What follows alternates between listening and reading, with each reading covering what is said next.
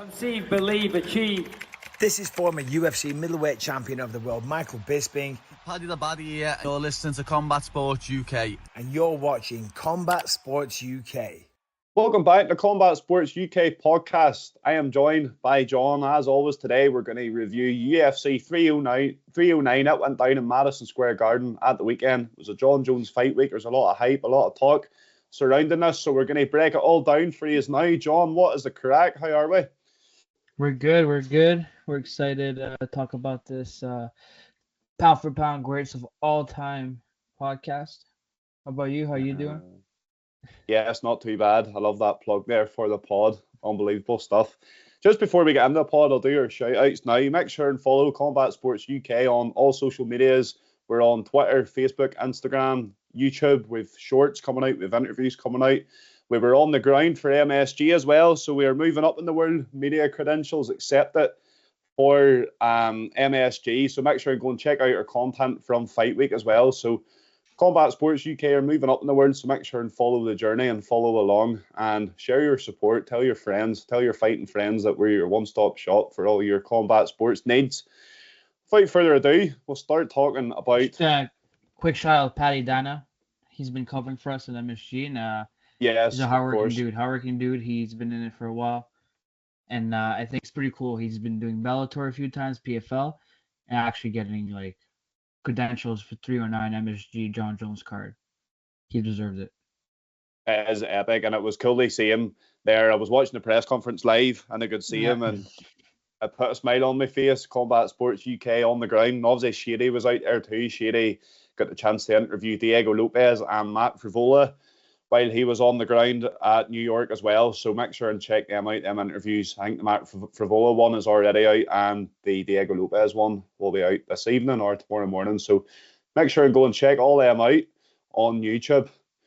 So the pound for pound great, the greatest of all time, whatever you want to call him, Jon Jones got the win at the weekend. It was everything I expected, to be honest. This was the performance I expected. I was only one round off, very, very close when we picked for this. I went for a round 4 Jones TKO. I think you went for a decision, Jon, didn't you? I guess I was 2 rounds off. Yeah, I went for a decision. But it proved me wrong. Were you surprised that his performance was better than what you thought it was going to be? I did expect this. I knew we would see glimpses of vintage Jon Jones, and whether it was at the same pace or whether he's at the same level that used to be, we'll break that down now. But was it a better performance than you expected?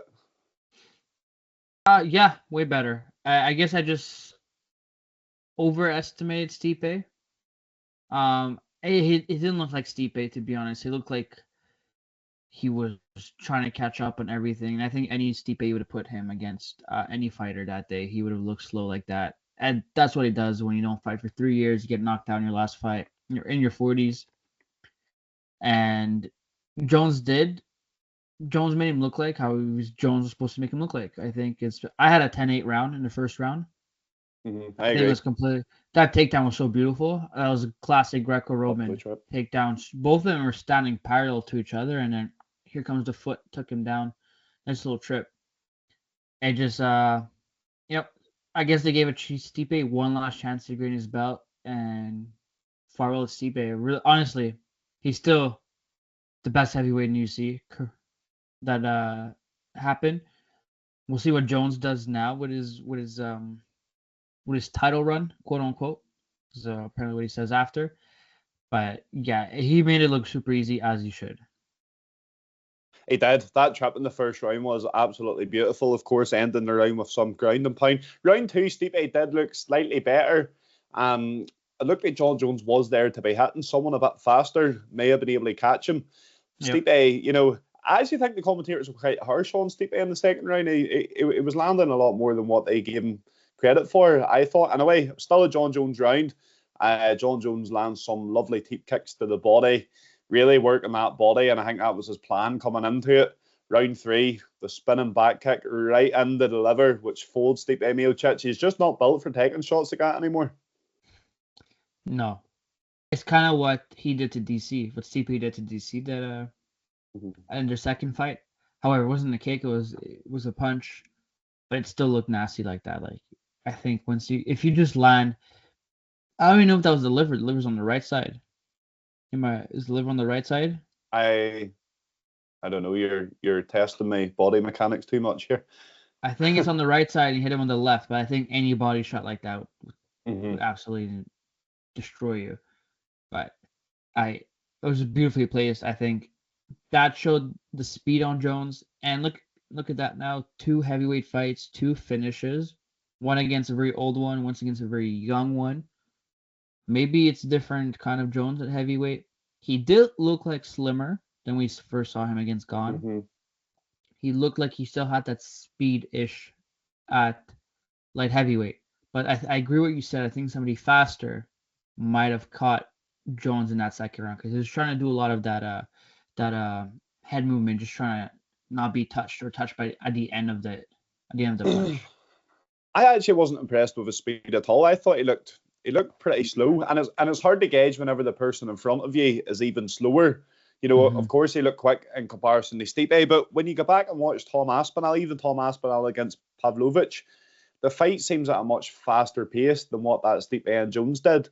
I think we need the questions answered, don't we? It's all going to be speculation until we see the fight, until we see Tommy Aspinall in there with John Jones. There's going to be all this talk because it was vintage John Jones, but to me it was like vintage John Jones at 0.5 speed. It was like he was much slower than what he used to be, and he was there to be hit as well. I think if Stipe wasn't extending his punches properly, I think he maybe caught him one flush jab, one straight jab in round 2.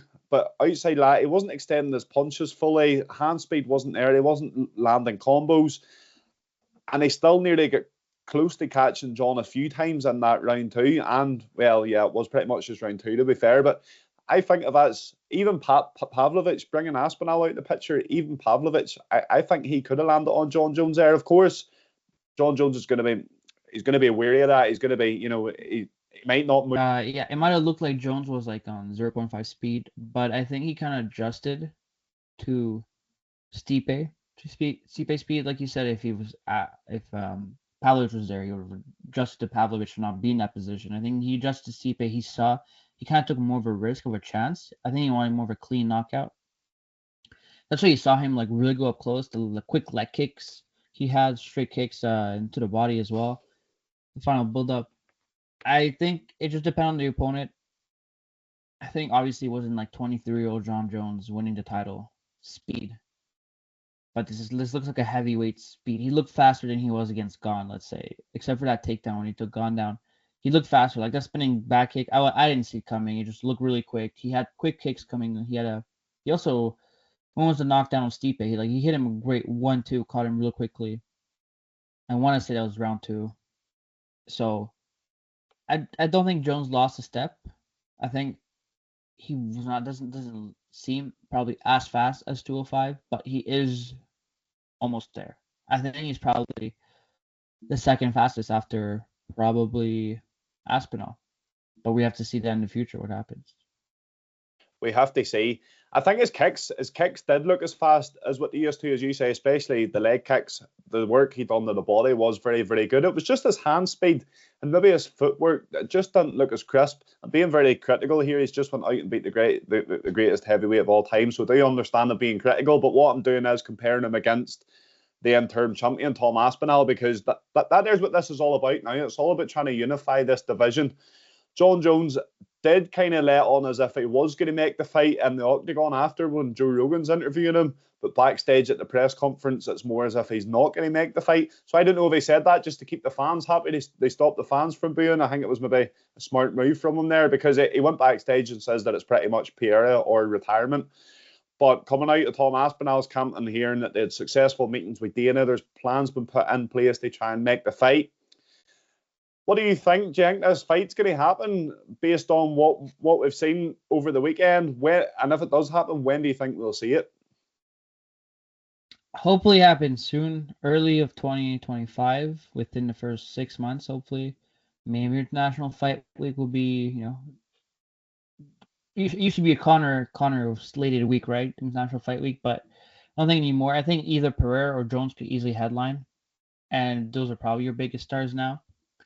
But it should happen soon. Like Aspinall is clearly the number one contender. He is a champion. He defended his belt, if you want to look at it that way. He beat everybody else in the division. He's not up and coming hungry. He is him. He's there. The only reason he is not, like Jones said, like established champions, because Jones, you took that away because you're the champion. If you want to be you don't want to be up and comers. Then you're looking at other divisions where the champions have been there for a while. He's been interim champ for what, a year and a half now? No, at least a year. Since his time last year. Since his time last year. So the reason he's not fully champion is because Jones is because of you. It's like the irony in that. If he wants to fight like established champions, yeah, Pereira is a light heavyweight. You want to move back down to light heavyweight? Go ahead. You want Pereira move up to heavyweight? There's your established champion, you know. Pantoja is also an established champion. Do you want to fight him in December? Want to fight? Like, this is ridiculous. Tom Aspinall is not up and comer. He beat everybody. He beat somebody twice already. Sorry, he didn't beat twice. He lost to Blades, but then he beat him. He defended the belt. The only reason he is not champion is because you are a champion, and for him to become champion is for him to beat you. And you're not letting that. I think he is kind of ducking it. It sounds weird. Obviously Pereira is the easier fight. It's quite odd to me. Do you still think Jon's trolling? You mentioned last week that he's the biggest troll ever. Do you still agree with that? Do you still think he is trolling everyone here? And because I've seen this narrative around a lot, and it could be true. He's maybe just building this fight up more and more. They get the biggest payday, because if the UFC thinks that he wants the fight, they're obviously going to offer him less money for it. So it could be a bargaining tool, a negotiating tool from him. Looking at it now, is he ducking? Is he trolling? A little bit of both. You know, I told you my theory. He might get injured at some point. Aspinall wants to fight. I don't think Aspinall's going to wait another year not to fight, because it'll be kind of crazy. But then he has an interim belt. But it just so happens Volkov and Ghana fighting. Just so happens Pereira doesn't have a fight. Like, everything will kind of like be perfect timing for Jones to not fight Aspinall. That's what I'm feeling. But it just sucks. You can't let that happen. If Jones honestly, if you're UFC, just give Jones his 25 million wants to fight Aspinall. I think he would get the same amount of money-ish fighting Pereira, maybe a bit less, because he's been UFC for so long. I think his payroll's already that high. He's been champion for so long. He's been 17 title shots, 17 title fight wins. And it does bring eyeballs as well. You know, like the noise around this fight week, even though it was against an old and beat up Stipe that everyone knew Jones was going to win, the eyeballs that Saturday night had and the talk surrounding it, a lot of the talk was about Tom Aspinall, don't get me wrong, but it takes Jon Jones to bring that talk as well.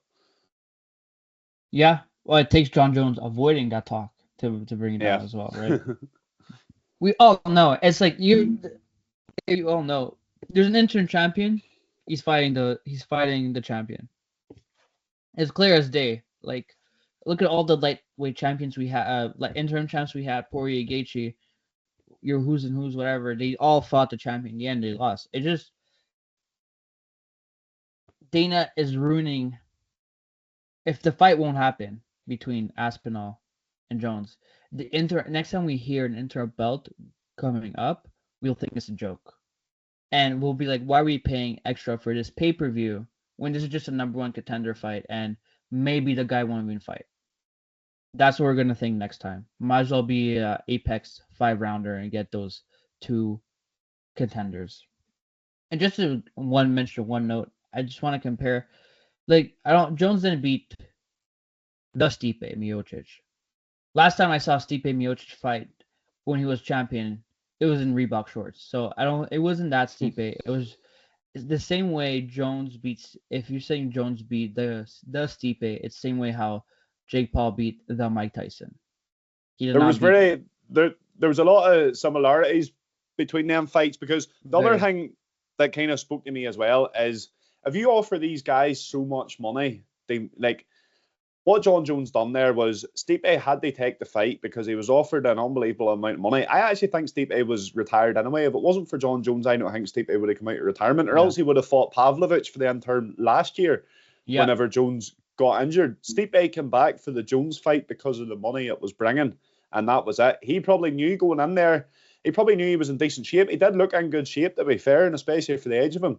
But he knew his speed wasn't going to be good. He knew he was going to have ring rust, but the paycheck was just too much to turn it down. And I think Mike Tyson's the same. Mike Tyson doesn't have the legs to carry him anymore. He would have known this if he was sparring. But 20 million, generational wealth. Jake Paul pretty much paid Mike Tyson off. They make a name on him. And I can see it's pretty much the same thing that happened to Stipe Miocic. Not at the same level, nowhere near the same level.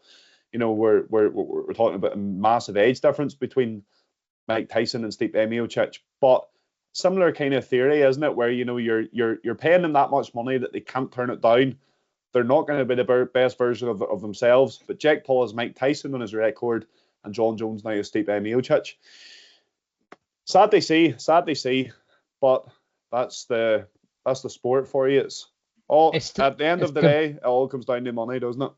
It all comes down to the money. It is comparable, but you know, Jones didn't fought a 74-year-old grandfather who used to be a champion. Like that is similar, but very different in the type of in the same way. Yeah. Stipe's only been 3 years removed from his last fight. He got brutally knocked out. Even his third fight against DC, which is the fight right before Ngannou, didn't look that well, and he fought a 41-year-old, 42-year-old DC that was halfway out the door, especially losing to Stipe. It's basically what Stipe did with Jones. Stipe had with DC in their trilogy, what Stipe is doing to Jones right now. I think the money was, you had to respect the history he gave, but he already had a foot out the door. And I think, not that the body shot did not hurt him, but it did seem like maybe I'm not in this for the game anymore. I can't, you know. It did seem like that. Hopefully we get that fight. As you say, International Fight Week looks good. With no Conor McGregor around. Dana says in the press conference it looks like he'll be back at the end of 2025, but even that is highly, highly doubtful. So that International Fight Week slot should be free, and it should be Jon Jones against Tom Aspinall, the biggest heavyweight fight in UFC history, and perhaps up there with one of the biggest fights in UFC history, I think. What a moment for Tom Aspinall. He's getting, you know, I've been watching this guy since he won the Cage Warriors title and moved into the UFC, and it's great to see him doing so well and getting all these eyeballs. He is becoming a superstar within the sport. So fingers crossed that he gets his chance. They really create his own legacy and get that shot at Jon Jones. The biggest shock of the night, Michael Chandler and Charles Oliveira went 5 rounds. Yeah. Oh my God. How did that happen? This fight lived up to the expectation. Wasn't as tight as what many people thought it was going to be. I think we both kind of had it to be done within the first few rounds on Oliveira's side. Yeah, I was round 2. I think Dan was maybe round 3, but round 1. Oliveira showed. What was it? Yeah. We both had round 1. We tried to shock everybody, but that's right. Oliveira showed the levels, didn't he? There is levels, and it showed Chandler too. Not fighting for 2 years for an explosive guy like him, he can't be out of the cage for too long. I actually think he looked gassed at the end of round 3. I was gonna say he looked gassed in round 2. He looked already like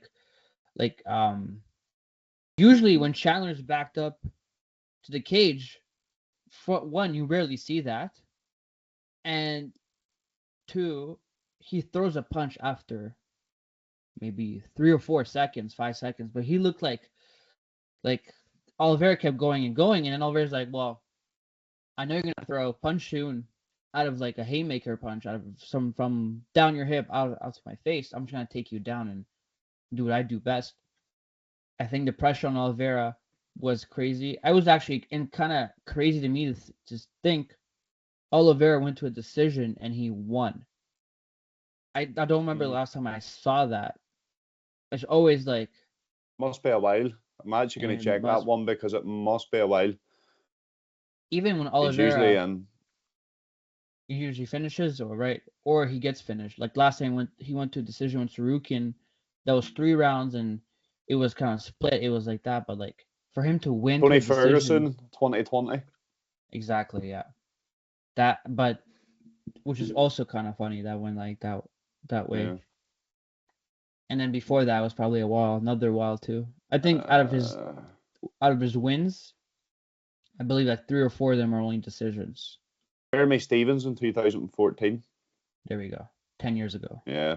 So he couldn't finish Tony 3 years ago or 4 years ago, and then couldn't finish there. So he's a finisher. I'm surprised. I guess Chandler learned.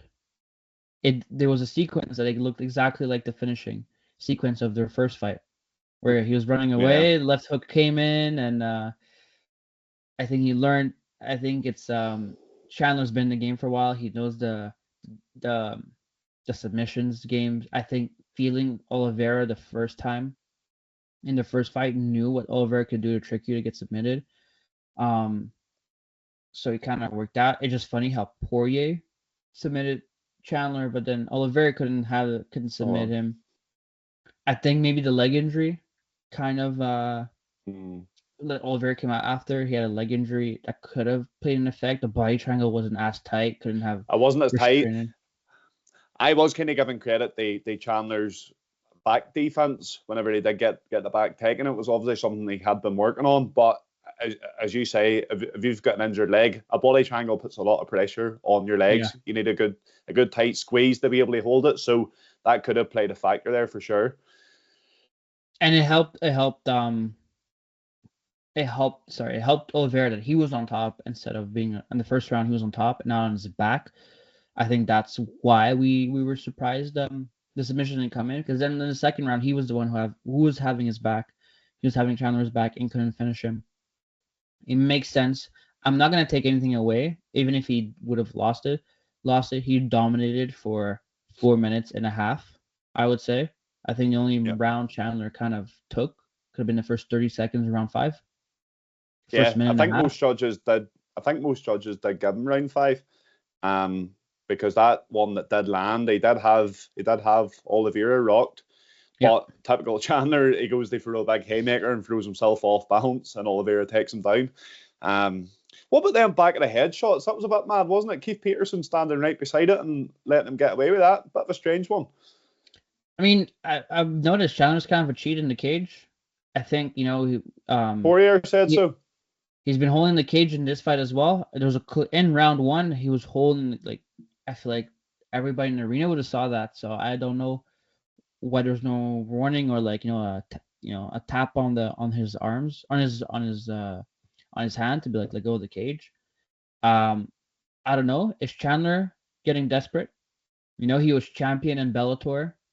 He had wars in Bellator. He defended his belt a few times, but here, 2 wins only against let's say a hooker who's not, he's an exciting fighter, but not the greatest lightweight. The skin of Tony Ferguson.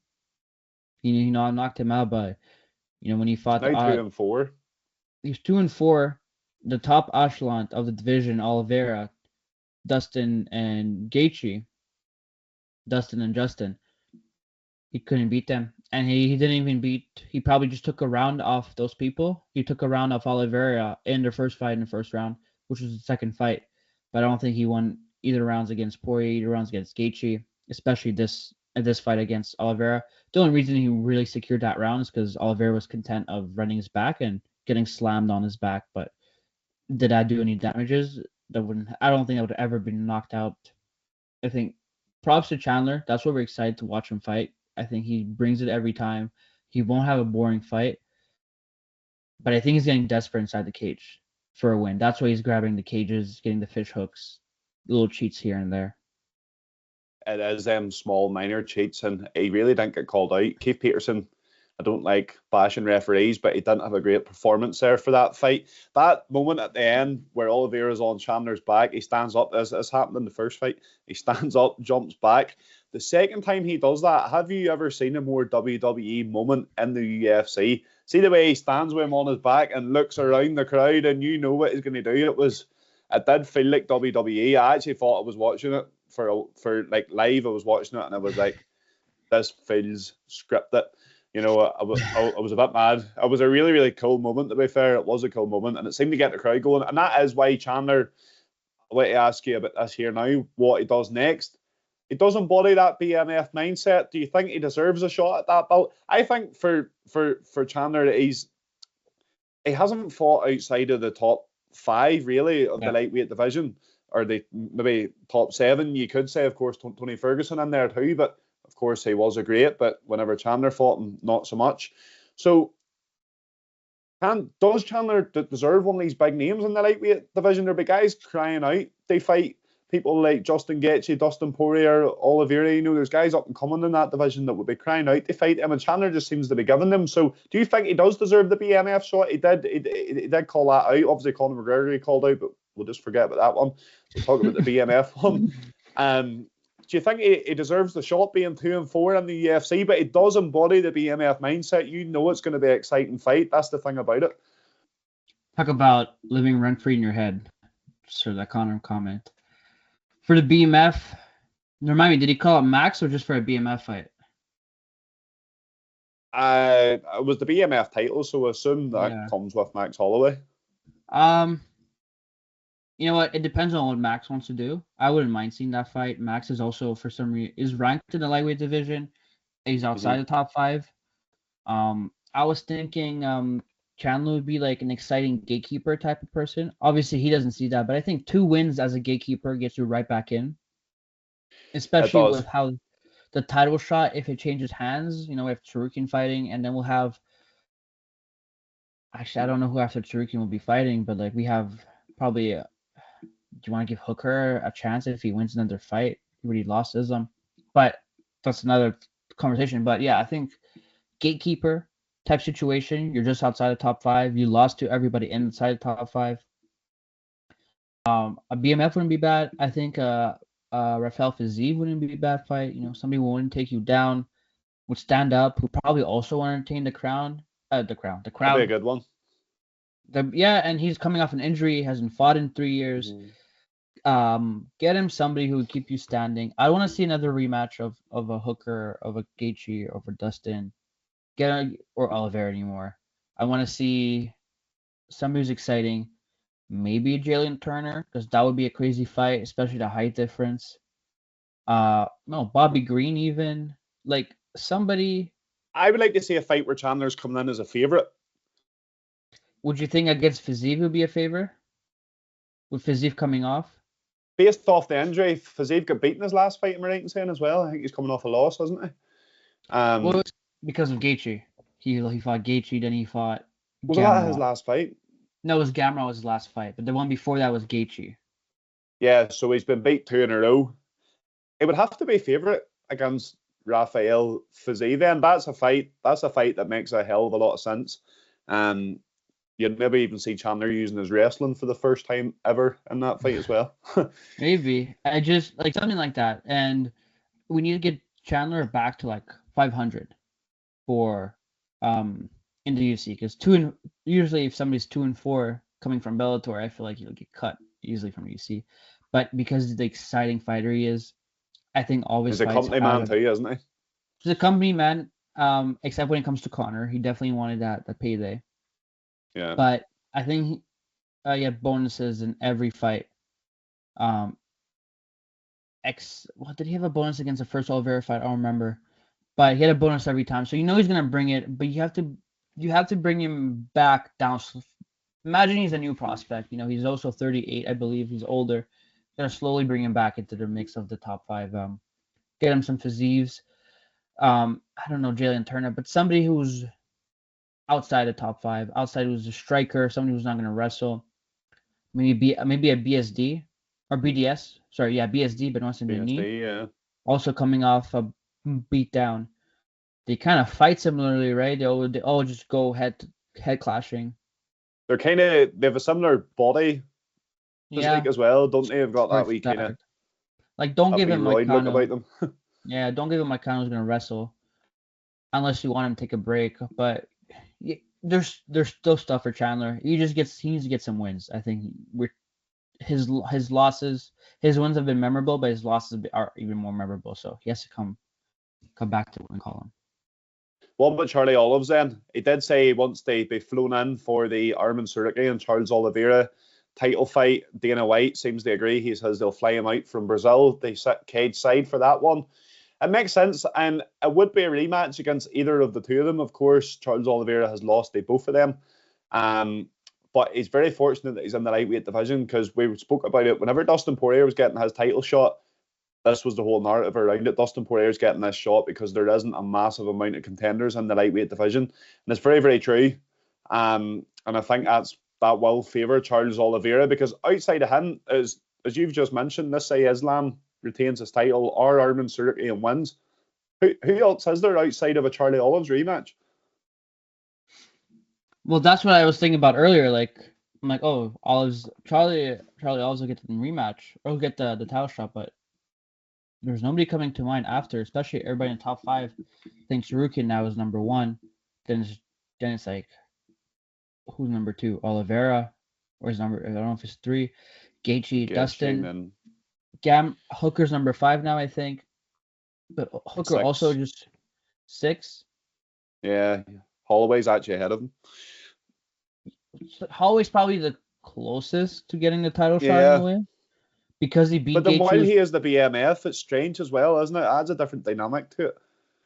I think BMF is just fun. It's have fun fights. It's like there's nothing happening at featherweight. Nothing was happening at lightweight. There's our fight.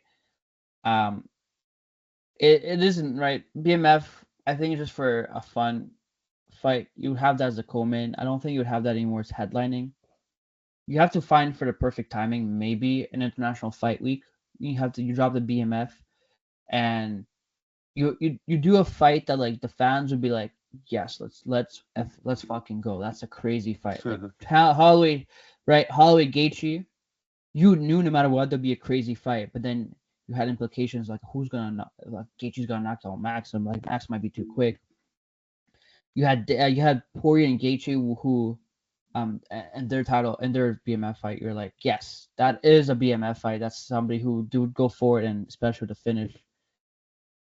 I think you have to ignore the BMF belt in a way if you're looking at Max, and then you're like, okay, is he going for a title shot? One more fight, he deserves it.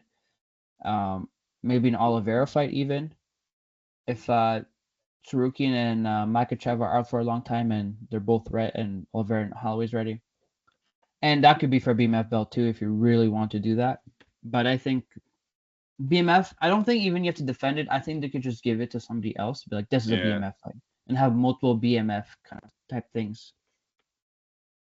I know what you mean. And at the end of the day, the fighters, if they have a title path or a title run on the cards, they're going to take that all day over a BMF title fight, aren't they? Some interesting things happening in the lightweight division anyway. I'm looking forward to seeing what's next for Charlie Olives. He showed his class, great win for him, and he does enter himself back in the title picture, which is weird because a win over Michael Chandler probably shouldn't do that. But with the way the division is sitting at the moment, a win over Michael Chandler and a dominant one like that, it certainly can. Moving on to a bit of a disappointing fight. Paul Craig taking on Bo Nickel. Bo Nickel was getting booed. Did you hear what Bo Nickel said? He was like, "I was class that they were all shouting Bo for so long in MSG, but they're obviously booing." That was a very rare good one-liner from Bo Nickel. Yeah. The sequence I wanted to see in this fight, the one I spoke about so many times before, was what happens when Bo Nickel takes Paul Craig down and Paul Craig's on his back. We didn't even get to see it once. That was the saddest thing about this fight. Not very often you're calling for more grappling in a fight, but I really wanted to see what way the grappling exchanges would go here. Bo Nickel, is he overrated? That was the calls from the stadium. Apparently I heard a lot of tweets, one saying afterwards, Bo Nickel is overrated. He's beat someone like Paul Craig, a very experienced. I think that was Paul Craig's 18th or 19th UFC fight. Very experienced. Yeah. But compare with how like Cairo Bahario finished Paul Craig in his last fight, how it was a light heavyweight, but how Johnny Walker finished him, how it, even with like when Paul Craig did win against Ankalaev and Hill, they weren't afraid to take him down and, go to it. Honestly, it just showed me Bo Nickel's a one-dimensional striker. because it seemed like he was only looking for the overhand right. I don't know how it seemed like to you. I don't think he's no Yeah, setups even. nothing. He wasn't really kicking too much either. I actually thought Paul Craig in the first round, especially. I gave Paul Craig the first round. The judges gave all 3 rounds to Bo Nickel, which I don't know. What was your thoughts? Did you give Paul Craig the first round? I thought he was using the leg kicks very well to keep Bo Nickel at distance, and I thought that's why Bo Nickel hadn't shot yet, because of the leg kicks.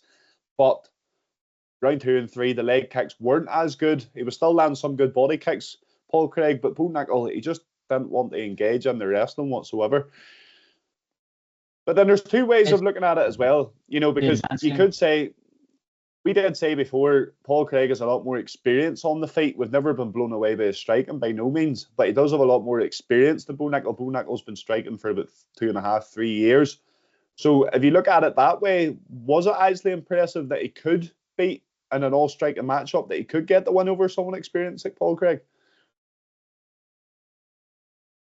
No, I think we know Bo Nickel is NCAA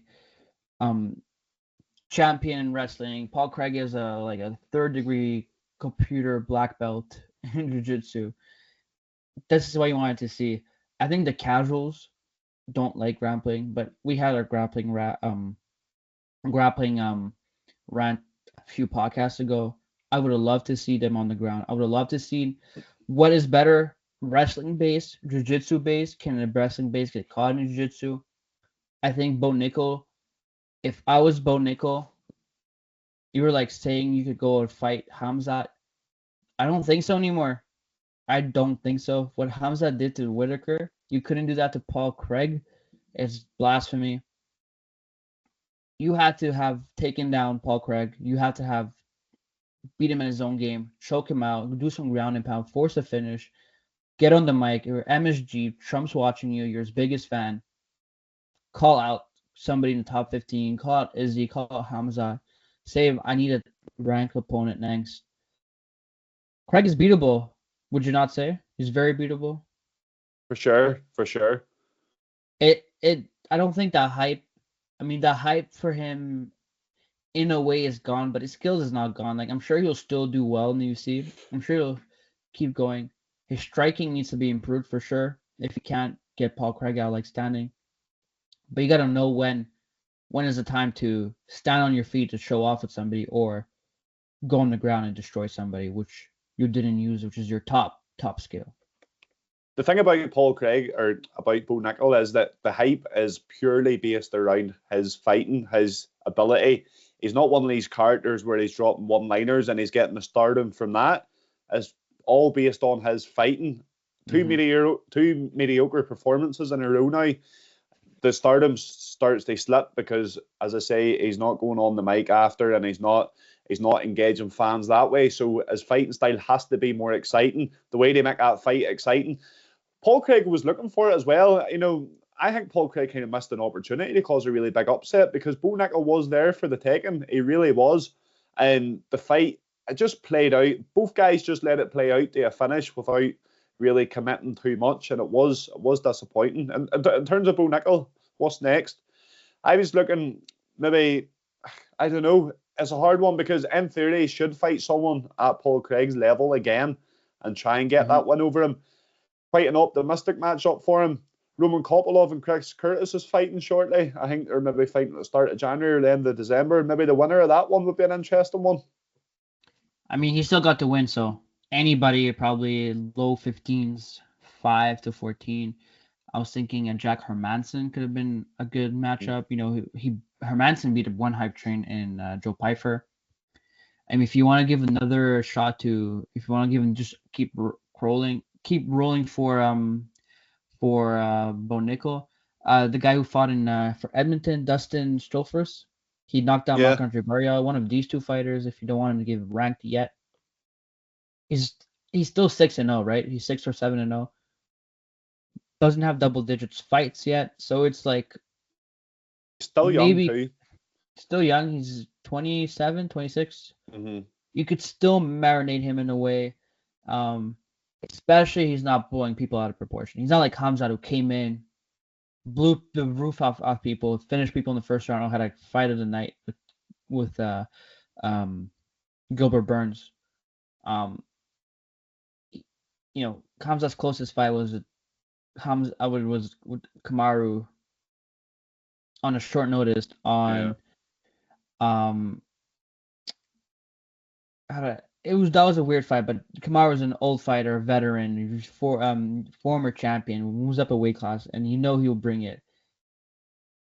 Bo Nickel, you're supposed to beat everybody. Sure, Cody Brundage, lackluster, you beat him in the second round, but expect you to get first round, second round finishes. I think what you did to Val Woodburn, what you did on a Contender Series, this is the Bo Nickel we need to see, and keep going to UFC. Obviously, you're facing tougher competition, but it's not going to get easier from here. It's not. It's only going to get harder for him. But a big win next time. A big win, devastating fashion. I think everyone jumps on the hype train again. But Bo Nickel's next fight is massive for him in terms of following and in terms of numbers and support and hype. It has to be a magnificent one for him, or a devastating one anyway. Maybe, sorry, just a second. Maybe if we give him a main event somewhere, probably in the Apex or traveling somewhere in the US. If you're trying to say, look, I could go 5 rounds. Look, I'm trying to do this and do that. Just so a main event, people would absolutely watch you instead of some being on a pay-per-view again of the opener or whatever there. Somewhere in a main event where you maybe get a more disciplinary fight camp and try not to go 5 rounds, It was kind of gifted, UFC 300 main card opener against someone like Cody Brundage had a hell of a lot of controversy around it whenever that was appointed. Paul Craig this time, there wasn't as much controversy because this stylistically, it did look like a good fight. But, he's been given 2 massive opportunities there. And, you have to ask yourself, has he taken them with open arms? Has he really made the most out of them opportunities? The answer is no. So, as you say, I think that's a great show. Give him a fight night, main event. We'll see what he's like.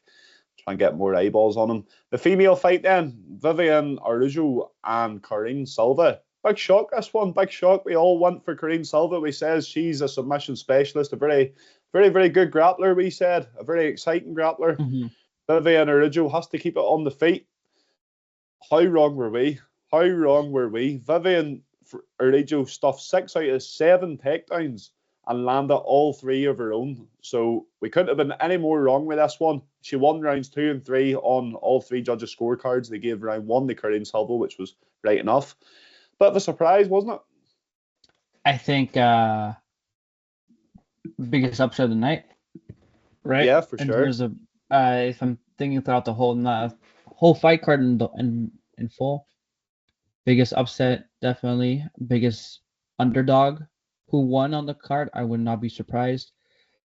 And yeah, we thought Silva was just gonna, Araújo was just there to get a name on her record, to get a W. You get a higher rank, then you're off to the races for the title shot. And we were wrong. I think Silva might have gotten kind of the jitters from the bright lights of MSG on the main card on Jon Jones. That's maybe what I was feeling.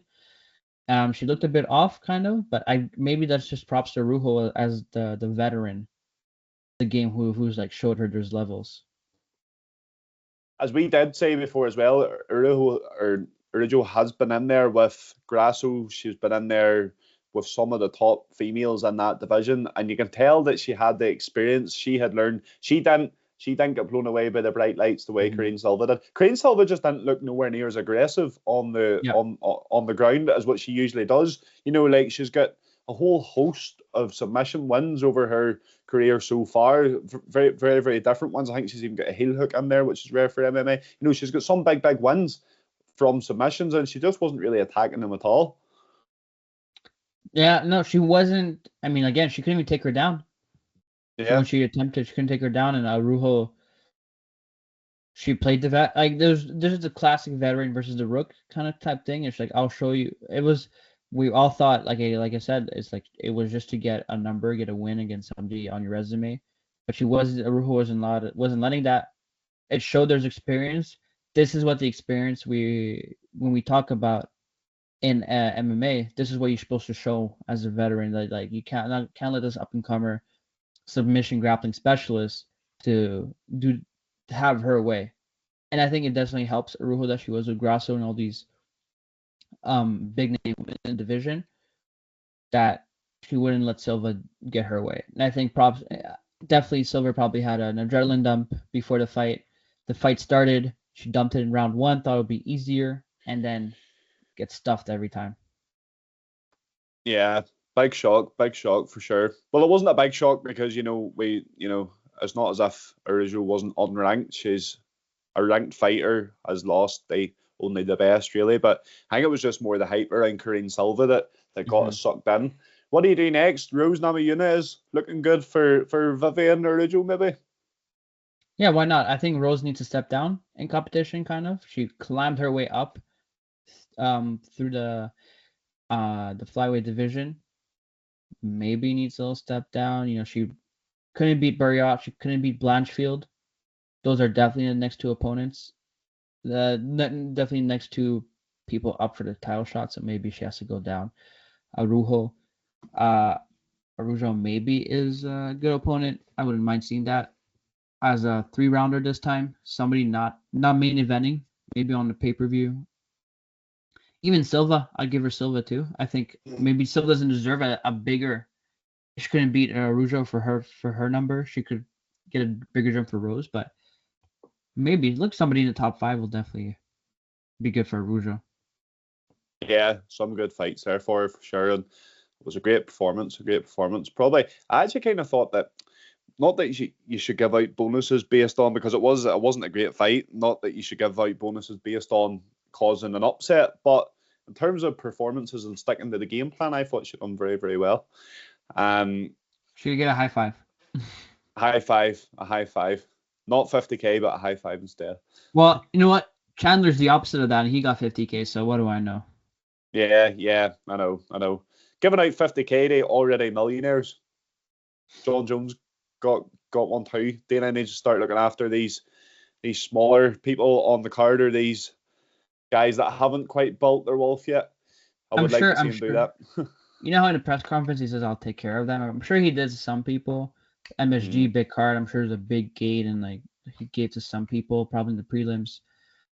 But I also want to mention Oliveira made $1 million just in bonuses now. All the bonuses stacked up to 50K. If you just kept adding up, it's 1 million right now. That's a lot of bonuses. That's Hall of Fame type shit there, isn't it? Like, that is an incredible stat that shows how exciting you are as a fighter. I mean, first of all, no doubt he's a Hall of Famer already. Yeah. Most finishes in UFC, most submissions in UFC. I'm pretty sure it's the most bonuses now in UFC. If you racked up $1 million worth of bonuses, I'm not gonna do the math. I can't really do the math right now. Not thinking straight, but 50K each time to get to $1 million. And I think you actually kind of surpassed it now because of that. But it's pretty impressive. You're a former champ. That is your former champ. You've beaten the likes of Gaethje and Dustin Poirier when they're top of their game. You're in top 5 for so long. It's definitely Hall of Fame. But yeah, bonuses for $1 million. How much did you do the math? How much is it? No, I haven't done it. Yeah, let me do it real quick. Well, you go for your next. It would be 20, wouldn't it? It would be 20, I think. 20, I believe so. Quick math, done that in my head there. So that's 20 out of how many fights? He's had 33 UFC fights. 20. So 20 bonuses. 20. That's 20 bonuses. That's kind of nuts. That's crazy. Out of 33 fights. Unbelievable stuff from Charlie Olives. Looking forward to seeing what's next for him as well. So that was the female fight done. Bit of a slow one on the card, wasn't it? But the main card opener, again, unbelievable performance from James Yontop. Ruffy looked good. This here was kind of similar to the Bo Nickel one and the Karine Silva one for a fight, where it's like there was someone, we spoke about this before, there's someone brought in here, a big favourite, to make a name on their opponent, and it didn't really go that way. Yontop's chin is incredible. Showed real heart and grit in there. I've seen one saying he'll probably get cut and stuff now. I don't know if his contract's up, but the UFC needs to look after that guy. Great performance from him to even, like, I gave him the third round, and they won the third round after some of the shots he had been landed with from Ruffy. Good win for Ruffy. I think we kind of forgot coming into it. It is only his second UFC fight. His debut attracted so much hype. It would have been so hard to live up to that. I think in times in this fight, he was trying to feel himself a wee bit too much. Instead of just letting the hands go, he was trying to make too many reads, I think. Some lovely striking, that look away left hook. What about that? Beautiful. I think he kind of took a lot of stuff from his arsenal just to show it off. He was looking for that finish. Well, let's not lie. He was looking for that finish. He was looking for a 50K bonus. Not that he was trying to recreate his first fight, but he was definitely trying to get a highlight reel. It didn't happen, but it showed how good he is. I think he's gonna be an exciting fighter. And I was confused. Is he fighting at lightweight or welterweight? Is it 160? It was a catch weight, right? He's lightweight. Yeah, I think it was a catch weight because of James Longtop coming in late, I think. Right. Because his opponent pulled out. Yeah. But no, he is. He is definitely a lightweight. So John Silva, is he a lightweight as well? Or is John he featherweight? Silva's feather or bantam.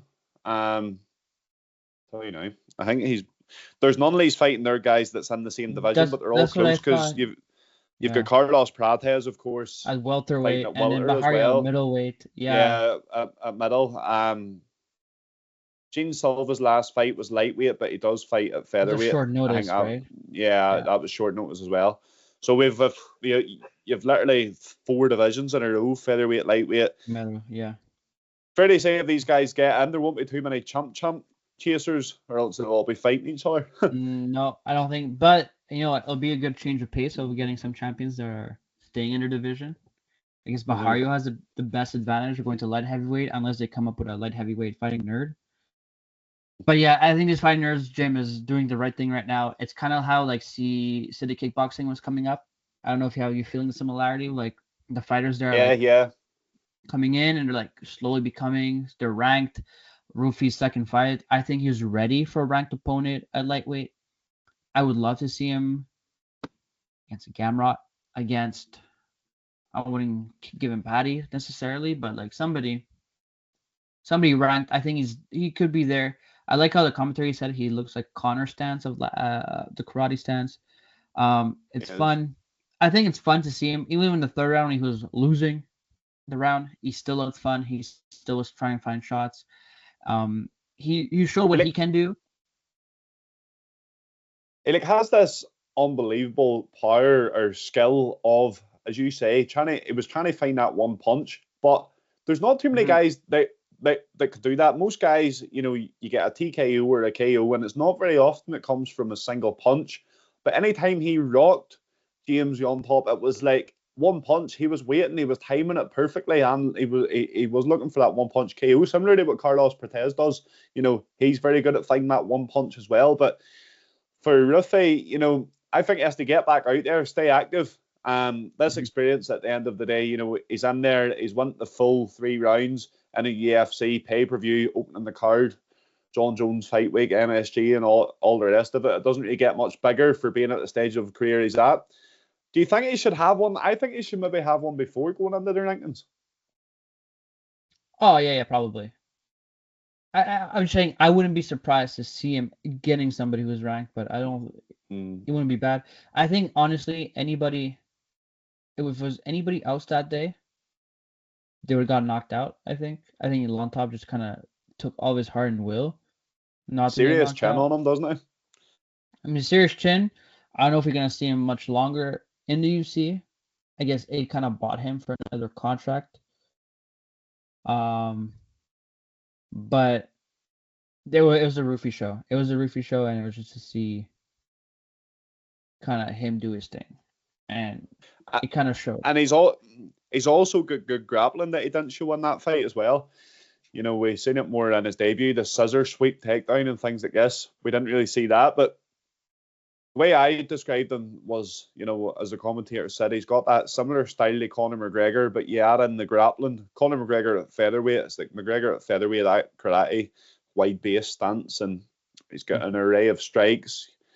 there is a lot of similarities there, and Ruthie can be a star for sure. The Fight Nerds gym, we talk about it all the time now over the past few weeks, but what they're doing is unreal. It's nice seeing Kyber Halio in his corner and things like this as well. So I actually like that comparison that you made, because it is like city kickboxing, you know, when you have Hooker and Kai Kara France and Izzy and all the boys coming through there. It is a similar kind of rise, isn't it? There's a lot of hype. Hooker, Kai Kara France, Izzy. There was a guy from middleweight, or welterweight. He got cut recently. Oh, I forgot. But doesn't matter. There was a lot of hype. Everybody thought, even Volkanovski, were like, oh, he's kind of there, kind of not, because he's in gym in Australia, but Eugene Behrman would go and coach him. So you kind of like, okay, city kickboxing has good fighters coming up, and hopefully it wasn't much success towards the end because only Izzy became champion, and we're still waiting for Kai Kara France for his title shot and stuff like that. I see the fighting nerds have a better. Carlo Bihario is probably the closest. Paredes is right behind him. I think John Silva's gonna fight somebody ranked next, and I think Rufy is right not far behind. I don't know Bruno if I'm missing Brazil, somebody else. she looked really good against Meatball Molly as well. I know it was Molly McCann, but Bruno Brazil will be looking to kind of start climbing them rankings too, I think. Also, she's also that's also fighting nerd. I didn't even know that. Yeah, she's fighting nerds too. So now we have two divisions. We have two divisions, two sexes in the fighting nerds. I like that. I would like to see actually somebody from the same gym, because we haven't had that since like AT&T days, and like AKA kind of more than one champion in the same gym, and actually train together, because I think that's gonna actually create more fighters and more killers coming from the gym, and potentially more champions in the future. For sure, and it's in Brazil. I don't even need to explain why that's important, but the talent that's come out of Brazil over the years, you know, if you have a gym like the Fighting Nerds gym producing talent in somewhere like Brazil, it's going to be a win-win situation for fighting, isn't it? If they go back to Brazil, you should have put all the main card, just all the fighting nerds. Start with the closest. Bahario is next because he's the closest to the title. Paredes is the co-main. John Silva as the feature. I got Rufy as the fourth fight, and the first fight to start with the main card will have Brazil. And Jose Aldo in there as well if it's in Rio. Retirement fight. Yeah, exactly. What card that'll be. Prelims pick time. I'm going to kick us off because I usually don't get prelims pick. I usually let you and Dan fire away. So I'm going to take the one Dan would have spoke about, the Welsh gangster. The train has arrived. Oban Elliot, what about it, John? What about it? That's what crazy. A talent he is. Great talent. That knockout. You know, yeah, so clean. And against a good opponent as well. Against a good opponent. You know, what an unbelievable knockout. The first two rounds, the judges, there was one judge that had it 2018, Basil Havez, coming into that third round. What on earth? Thank God he got that knockout, because I think the other two judges had it 19 each. But they have 2018. The Basil Havez, I don't know. Am I being biased or? There's always that one judge. I saw it kind of. It was a close 19-19. It was a close 19. Like you could argue. I couldn't argue Hafez won 2 rounds. I could probably argue stole 1 round, and Elliot got the second round. I think there's always that one judge that every fight card for some reason has to be fixed somehow. But Oban Elliot took it away. He didn't let the judges, and he beat somebody who JDM couldn't finish in 5 rounds. And I think that was the biggest narrative online. And talk about your Welsh guy. Yeah, what a guy. He's got everything, hasn't he? See the Hulk Hogan pose after walking about? Did you see the videos? He's playing everything so perfectly. Chael Sonnen treating him like a nephew before the fight, giving him tips on how to break his opponent's toes. He was showing him the move that he'd done to John Jones.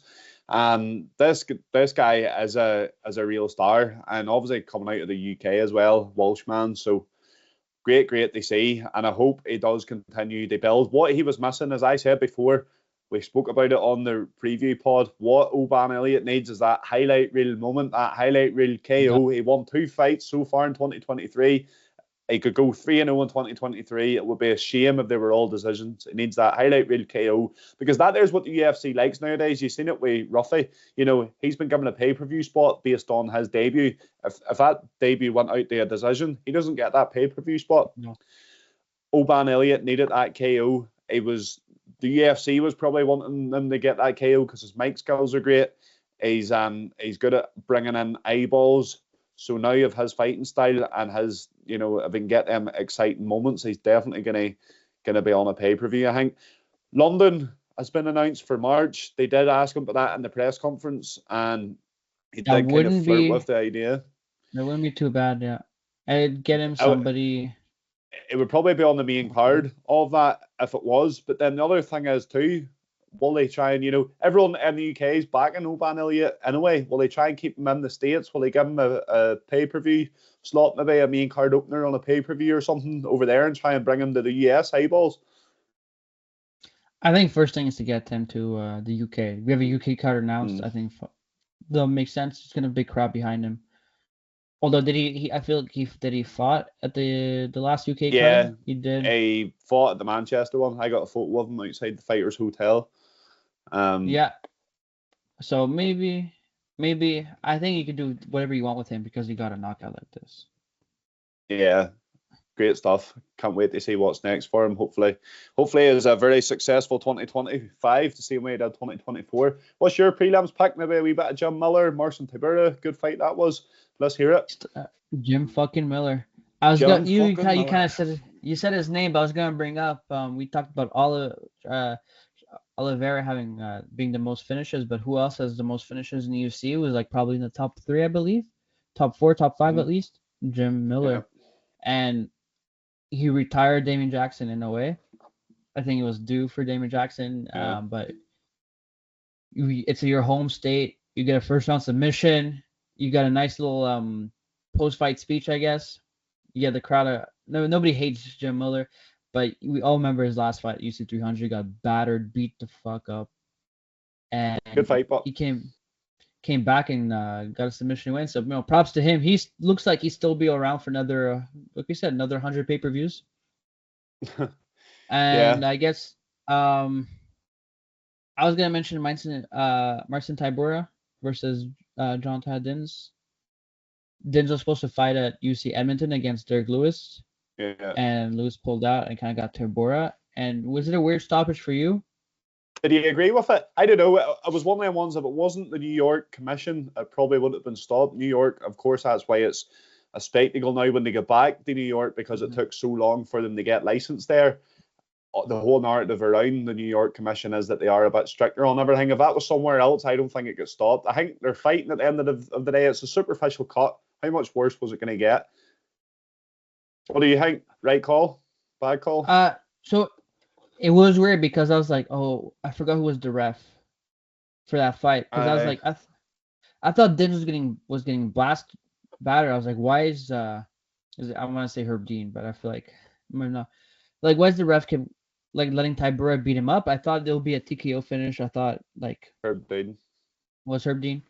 So I thought he was gonna stop the fight during the fight. I thought between right before the round 2 horn ended, I thought there was definitely gonna be a TKO finish for Tybura.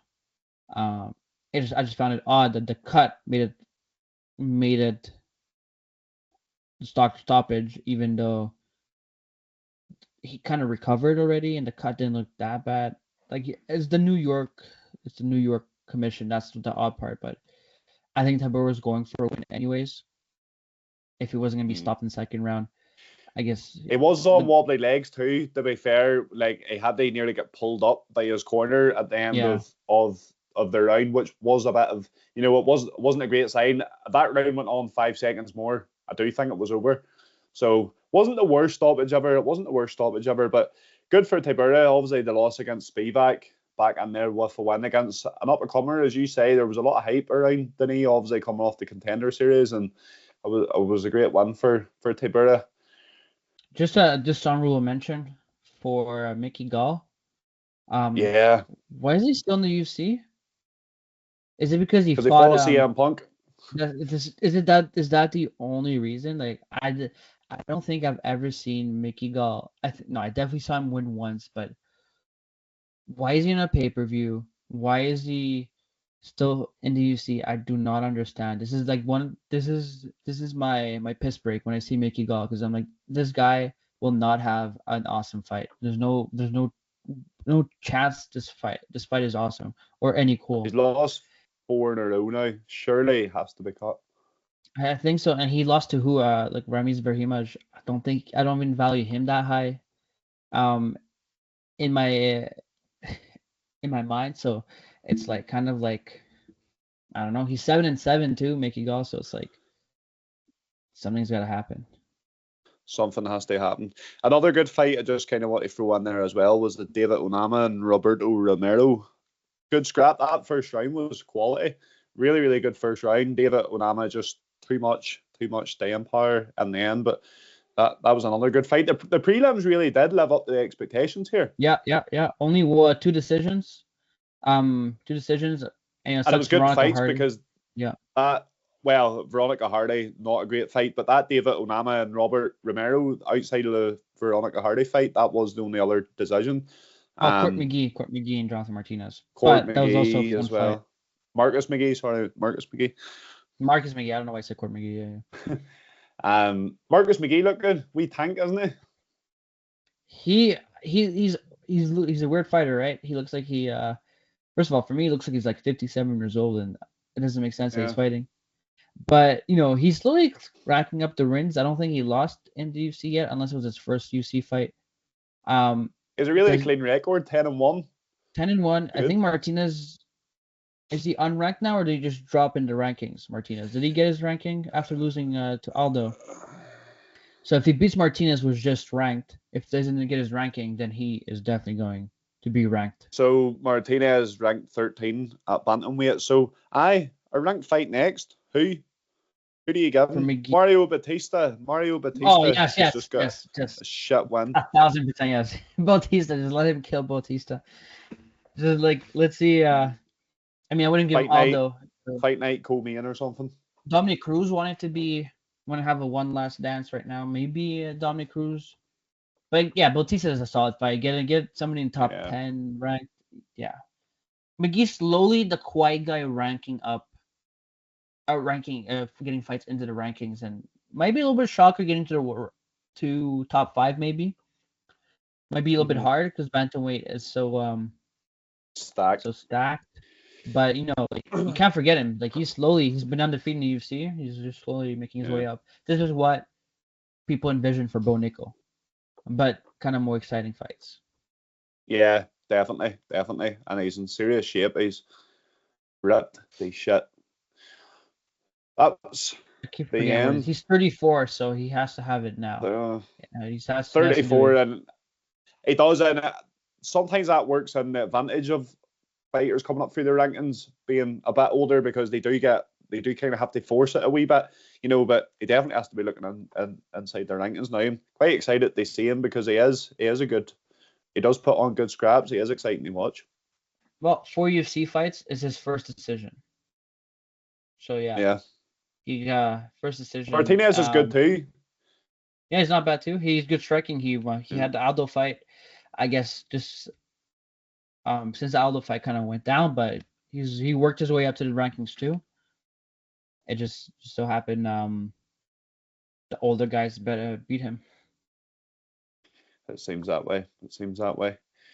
Any more shout outs on the prelims, John? Have you any last picks for us?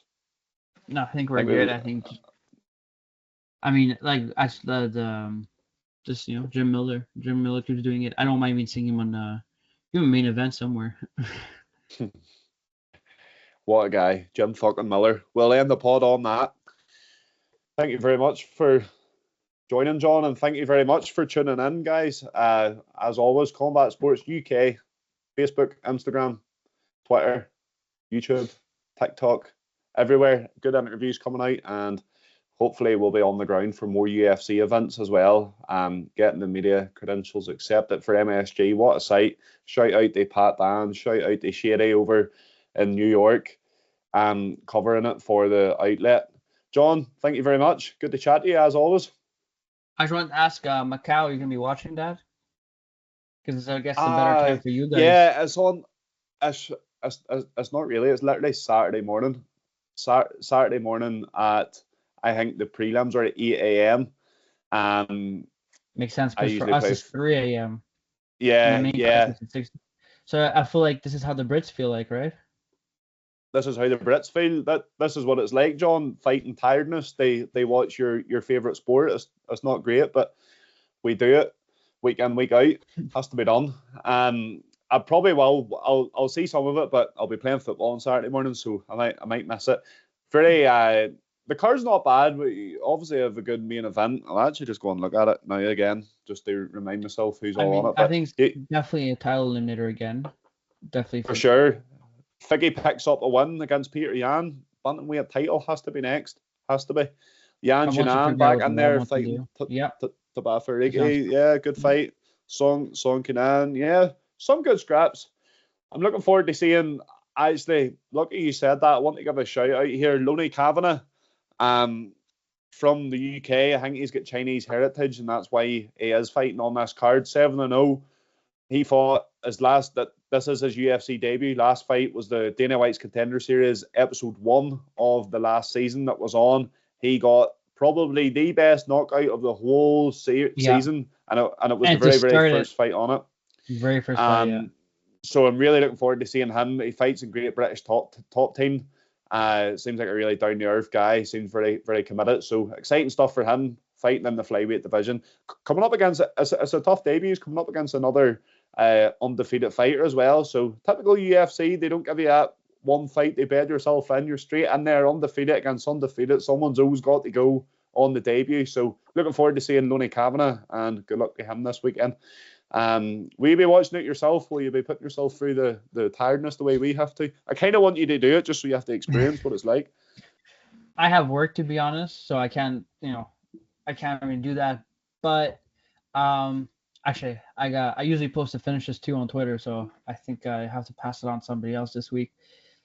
And I obviously Fight Pass, so I'm good with watching it a couple hours later.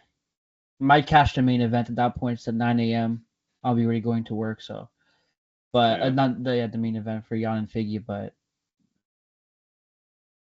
I will not go through what you guys go through. Happy days, happy days. Well, thank you very much for listening, and thanks for joining me, John. See you in the next one. All right, see you in the next one. Conceive, believe, achieve. This is former UFC middleweight champion of the world, Michael Bisping. Paddy the Baddy here. You're listening to Combat Sports UK. And you're watching Combat Sports UK.